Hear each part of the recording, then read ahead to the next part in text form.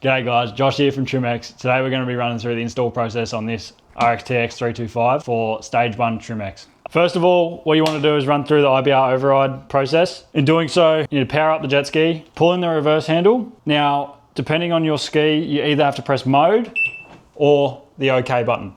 You'll hear the beep, then you go down with the VTS until it's reading all the way down on the dash. Simply let go after that and that process is done. Now for tools guys, all you're going to need is a 10mm socket or a 10mm spanner and a 13mm socket on a 3/8 ratchet just for leverage. To do on the IBR override process, what you're going to want to do is take out the steering cable bolt, which is this one here going downwards through the steering cable into the nozzle.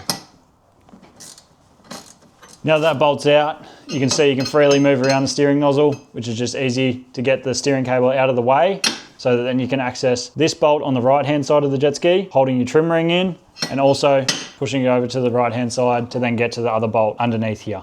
So not this bolt, but this one under here. So once you got the steering cable out of the way, what you want to do is just take your ratchet with the 13mm and start undoing both of these bolts here.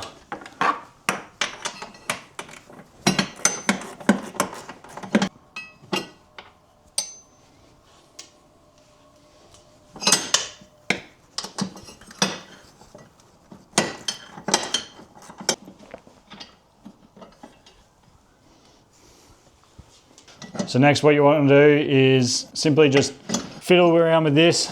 What you sometimes need to do is push the right hand side back to remove these two sliders out of here. Then you'll notice that this is nice and free. You go back over the top of your pump and then back through the top. Next what you want to do is take out the top and bottom bolt holding the steering nozzle in place. Sometimes these can be pretty tight, so if it takes a little bit, don't be alarmed.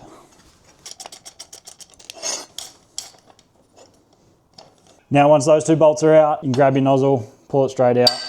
What you want to make sure of is these 2 points here. Take note that they're always facing out of the jet ski. Time to grab out your new Trimx Stage 1. Out of the box, out of the wrapping, exactly how they come. What you want to do is obviously take note, this is the exit side, this is the intake side.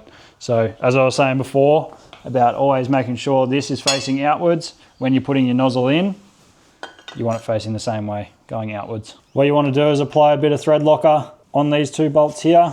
Wind them in loosely by hand, both sides, to make sure they're sitting inside the bushings properly.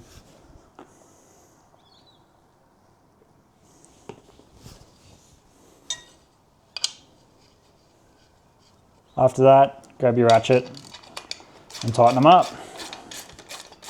Now as tight as these can be from factory, you don't need to hang off them. They don't need to be crazy tight. Again, with thread locker, you just want to nip them up and let that thread locker do its job. Cool, now you want to be putting this back into position. So same way you got it out, slide it in like this, drop it down, feeling it slot into place. Takes a little bit of fiddling sometimes, but all you want to make sure of is getting these sliders here sitting up into this track on the bucket. Now that that's back in, go ahead and grab your bolts and start winding them in by hand. Go ahead and grab your ratchet and start tightening them up.